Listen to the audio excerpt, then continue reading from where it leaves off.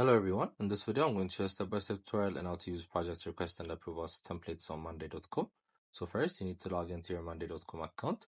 Then next under workspaces, click on the plus button. So as you can see, there's the template center at the end. You're going to click on it.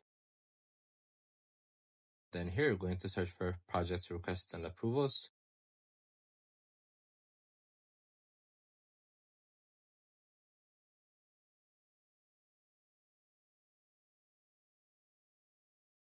Then once you find it, you're going to click on it, then click on use template.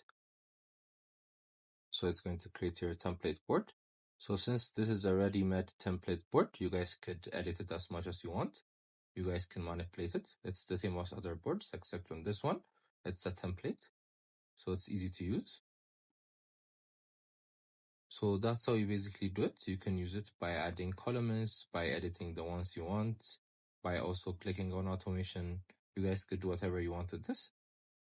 So this is how you do it. I hope you guys liked this video. Subscribe for more, like for more, share for more. I would see you again. Goodbye.